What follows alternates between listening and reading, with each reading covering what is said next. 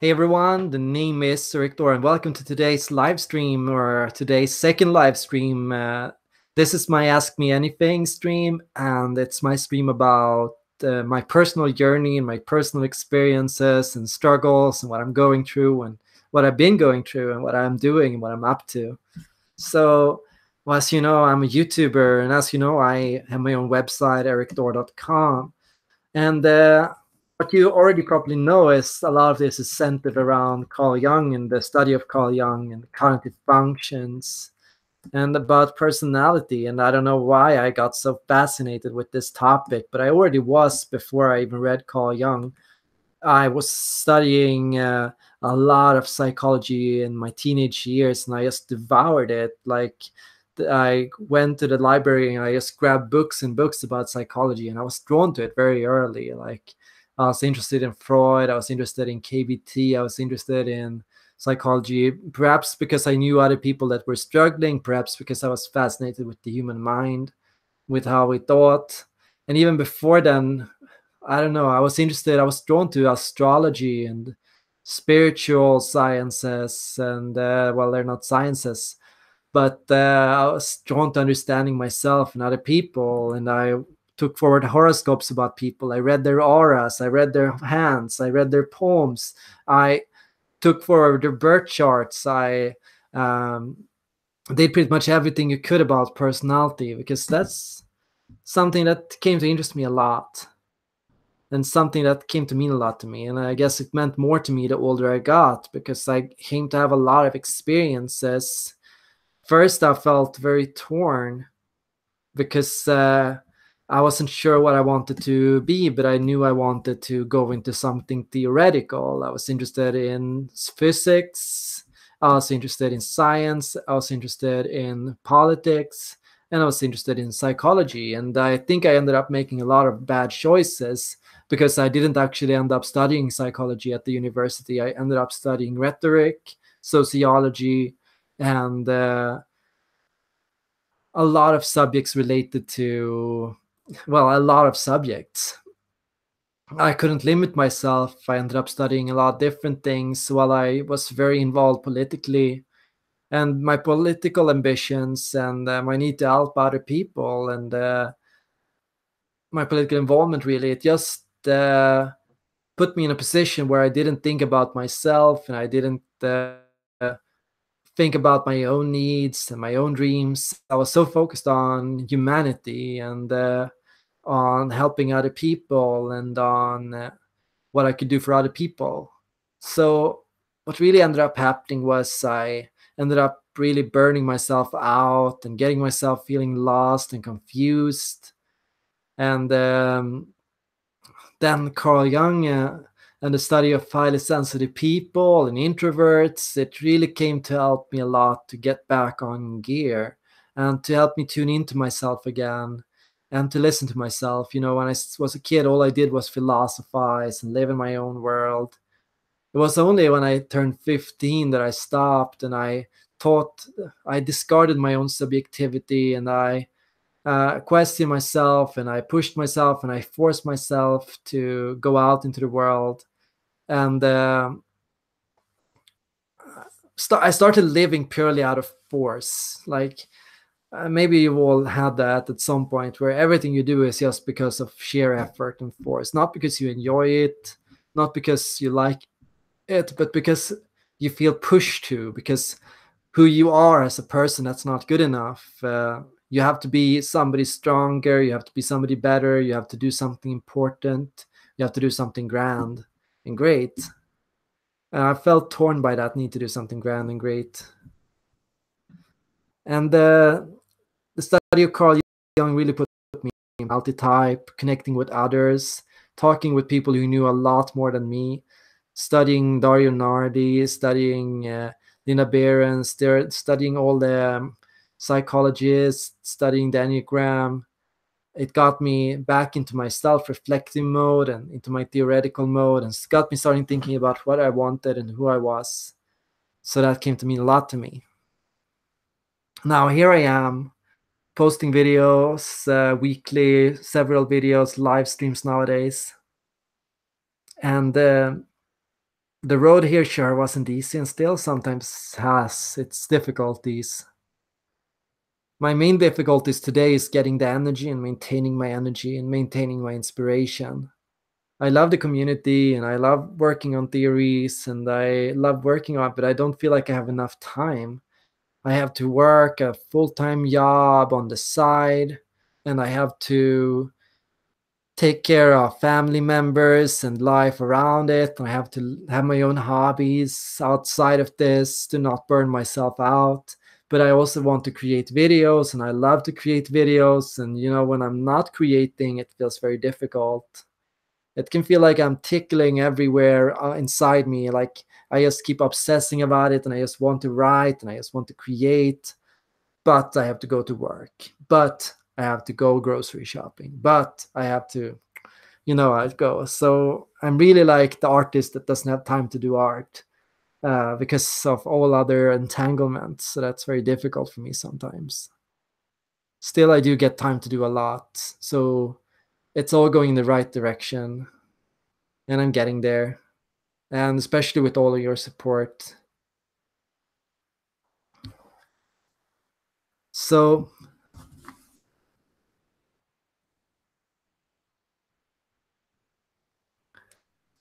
this is meant to be an Ask Me Anything, and I'm just gonna throw out some random questions. And I want you all to help me out too, Air.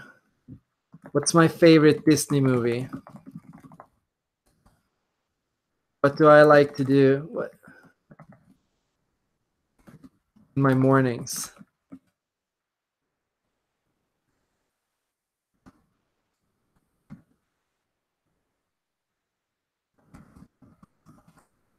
What is my favorite city?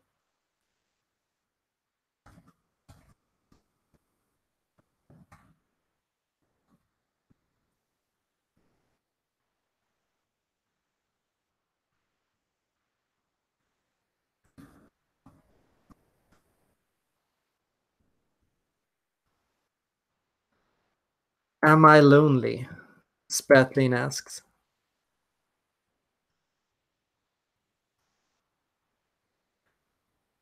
I like that one. That's a good one.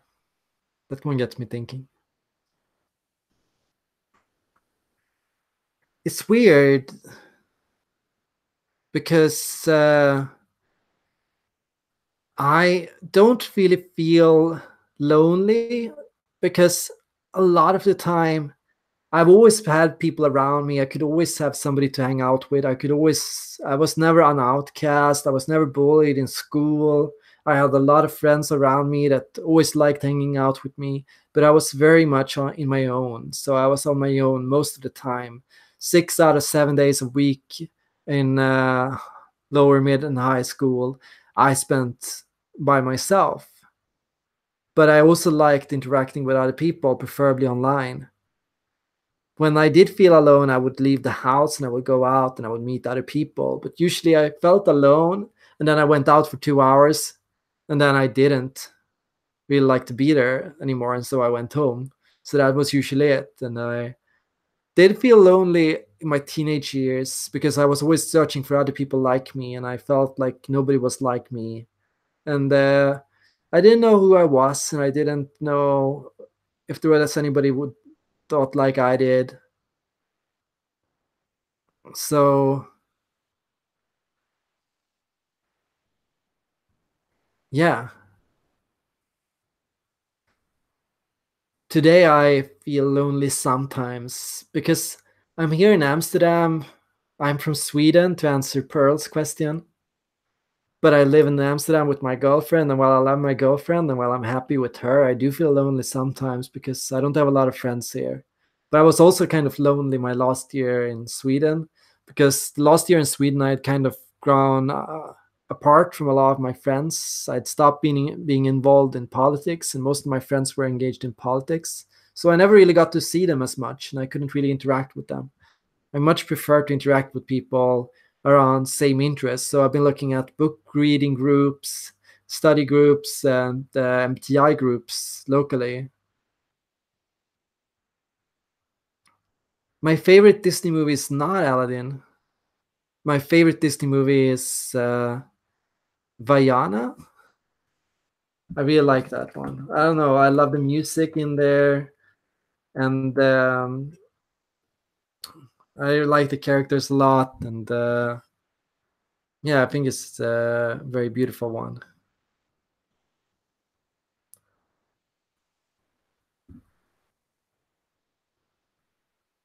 Mitchell M asks, what are your thoughts on the psychology of musicians and creative types and the personal challenges they face?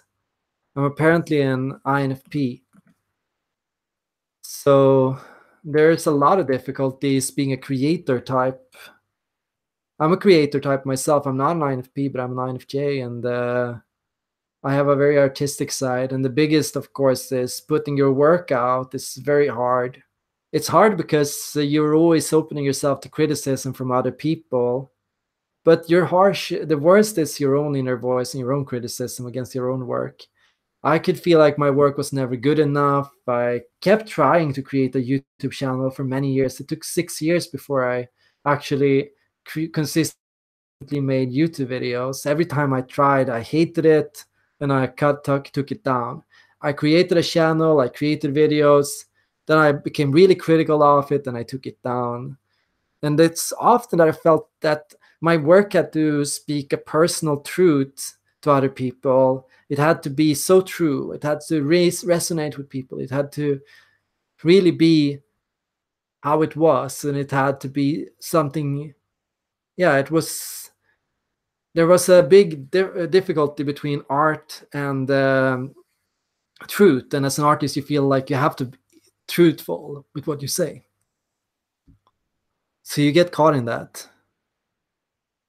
And so my spiral was create, become critical, take down, purge everything, burn everything I ever made, then create again, then restart over and over. I made like 10 different blogs that I've taken down. I've deleted literally thousands of blog posts I've taken down from the internet. So yeah, I burn a lot. I create and I delete about 9 out of 10 of what I make.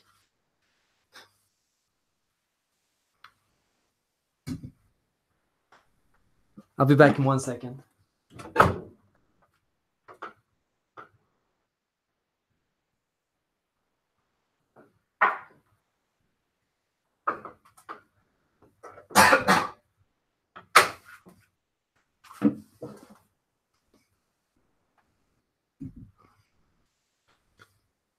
Yeah, so something positive, breaking that cycle.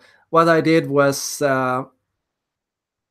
I embraced my own subjectivity. What that means is I am just speaking my truth. I'm just sharing my feelings. This is just a reflection of what I'm feeling and who I am and where I am at in my life.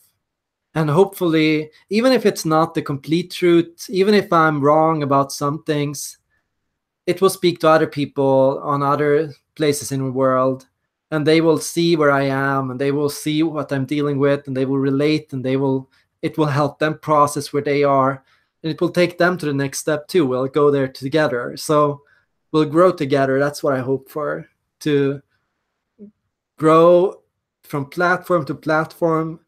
And as I learn new things and as I realize that what I've said in the past was wrong, the process of getting there will still be there, so other people can follow it as well.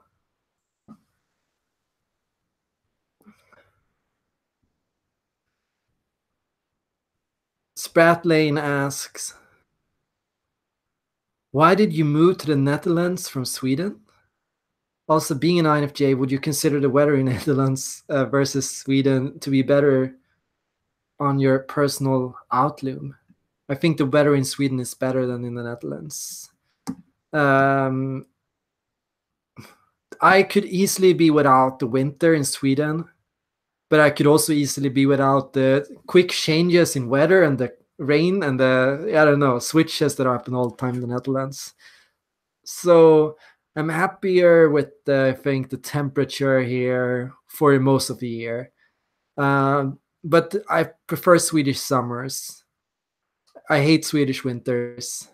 Um, and yeah, winters in the Netherlands is not that great either, of course.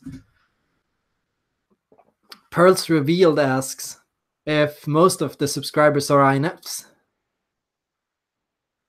And yeah, they are. Most of my watchers watch videos on either INFJs or INFPs.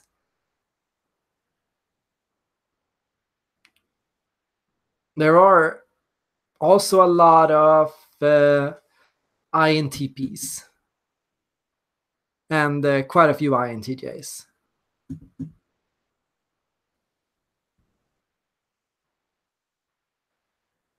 Pearls also says she or he is an INFP, but who exhibits INFJ traits when stressed. Yeah, that's how it works. INFJs can resemble INFPs when stressed on their judging function. INFPs can resemble INFJs when stressed on their perceiving function. So when you feel like you have to be more controlled. But usually what happens is INFPs will fall back more on TJ and SJ. So it will be more, INFPs tend to have a more hard control style, where INFJs tend to have more naturally soft control style. And Pearls is a she. Okay. Georgie just stumbled on my channel. That's great to hear. Welcome. Hope you enjoy it. This is a channel for personal growth discovery, like just exploring the MBTI, the Enneagram, and your personality type and your interests. Oh, you're working on your assignment on Big Five. That's cool. Yeah, the Big Five is really interesting. I can give you some quick thoughts on it. I like the Big Five because it's so easy to measure. But I also think that because it focuses on things that are very easy to measure, it lacks a lot in the qualitative department. So it can say a lot about the person's expressions and their behavior in the moment and what they do, but not necessarily why they do it. Why are they outgoing? Why are they reserved? Why do they do what they do? So that's what I like to work on. I prefer just understanding yourself and who you are. The Big Five is the psychology's response to the MBTI. It focuses on more scientific methods of measuring personality types. So instead of extroverts, they talk about outgoing types. And instead of introverts, they talk about reserved types. Instead of intuitives, they talk about people who are open to experience. And instead of sensors, they talk about people that are narrow-minded or traditional. So they make it a lot more simplified and a lot more easy and raw and measurable. So they focused on what can we test, what can we see, what can we study. That's what they do. Oh my God, I'm disappearing. Oh my God, what's going on?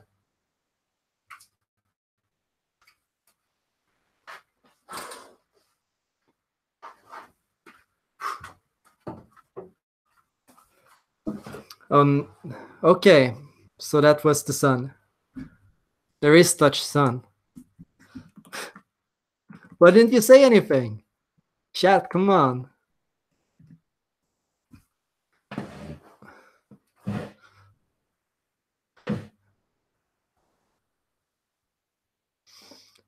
Yeah, much better. Before I can even see my face. Very mysterious. I'll share the Discord link. Here is my Discord link. This is the community we have together.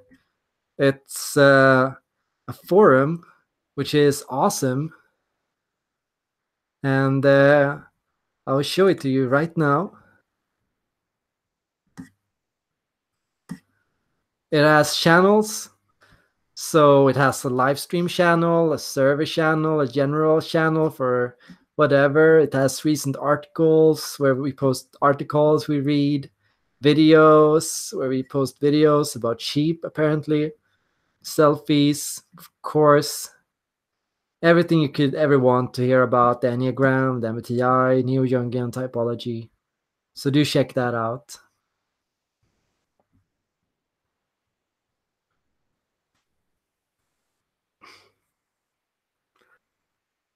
My last name is really Thor. Thor is a Swedish soldier name. It was given to a lot, like to people who were conscripted into the military, like in the 1800s. People who had longer names. Old soldiers had to have really short names, like Rapp, Hurtig, Thor, Stark, Soldat, Rask. Like they had all these very short names, like and often Svärd and like things that sounded more military or more like strong and like whoa. So Thor was one of those names that came about then. Originally, it was Thorberg, and of course, Thor has its root in Norse mythology and Nordic name. There's like 100 people with the name in Sweden.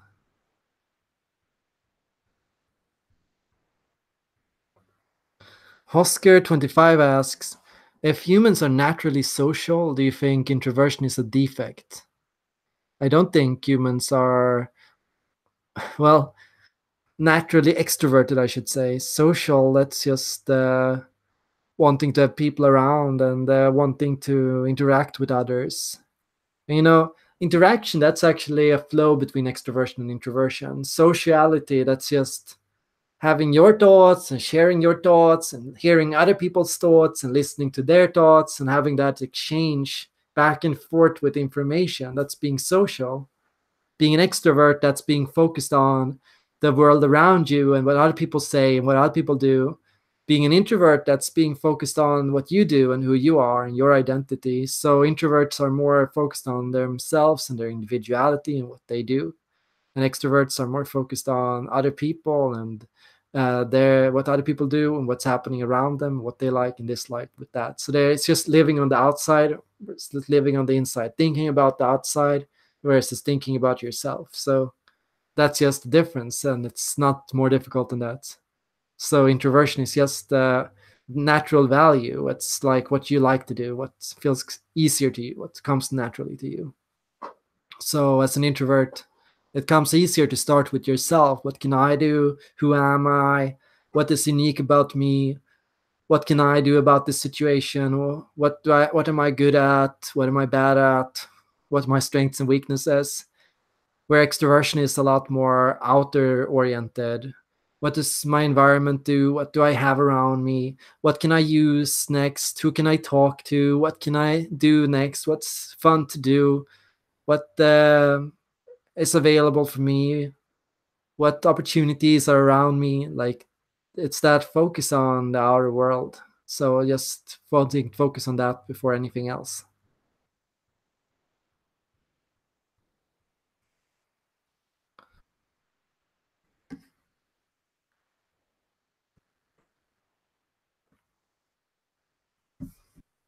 So I'm gonna start tuning out, but I will take some quick questions before I do. So he asks, how do you use your knowledge of cognitive functions to manage interpersonal conflicts? I use them a lot, actually. And it can have to do with how to explain things. When I'm explaining to an ISTJ, I become a lot more specific and a lot more practical. I don't share any of the theory behind it. I don't try to explain why it works. I know they don't care about that. So I just say, this is how you do it. And for me, it feels wrong because I like why a lot. That's my favorite question. But to an ISTJ, if I start talking about that, they won't hear me and they will think I'm wrong or they will start questioning it. And so that's just it. And then just understanding other people and understanding when other people get emotional, what other people get sensitive about, understanding how other people deal with emotions compared to how I do it. INTPs, they are always rationalizing themselves. So just helping them through that and helping them understand themselves, that's very important. And INFJ or an INFP, they are so self-absorbed, you know. So we are so focused on our own life and our own journey and our own identity, and so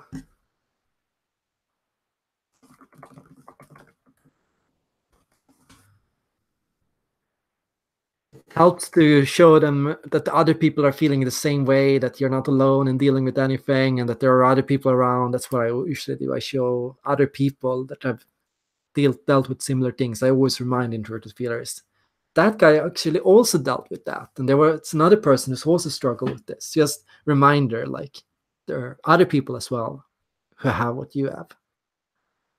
So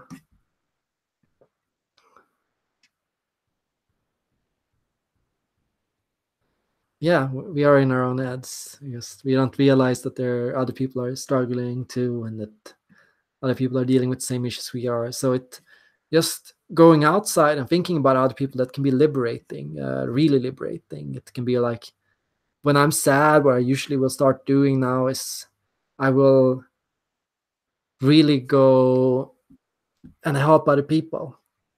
So other famous psychologists that I really like, I like Steven Pinker a lot. Maybe not his last book, but I do like his thoughts on violence and nonviolence. He writes a lot about why we engage in war and conflict and why we hurt one another.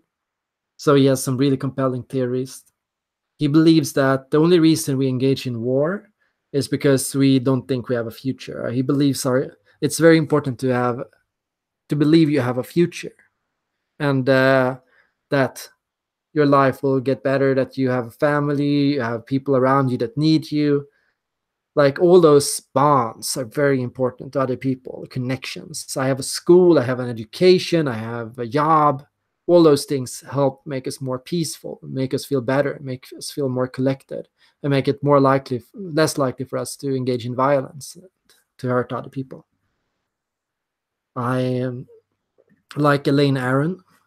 Elaine Aron's works on highly sensitive people, they were mind-blowing to me and helped me so much. They helped me grow a lot and helped me be centered. And she is one of the sharper minds on personality.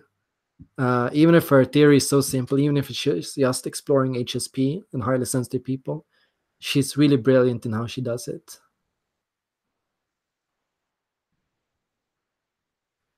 So yeah, thanks everyone for joining up.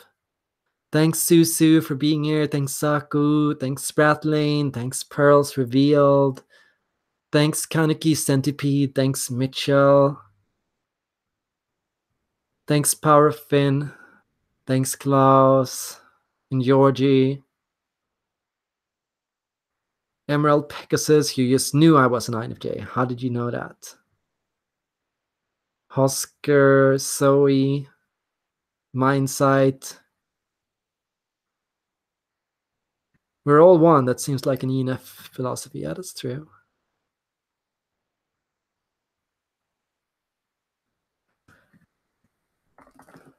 I'm also going to say thanks to all my patrons who have donated and who support my work and continue to support my work. I feel like I'm never doing enough for you guys. Like, I feel like I want to give so much to you and I want to help you out, and I want to do more. And I'm always thinking, like, if you have any ideas about how I can help you, if there's anything I can do for you, like if anything you're looking for, videos, articles, anything, let me know, because I do love to create for the community. 50% of what I do is like a response to what somebody has asked me. Somebody asked me to write about self-preserving types in the Enneagram earlier this morning, and I did. And then I posted it for them and I shared it with them. So I always try to do that. I wish I saw this live stream earlier, but I just made it today. Do come back and watch it later, of course. Thanks, Ferry. Glad to have you here as well.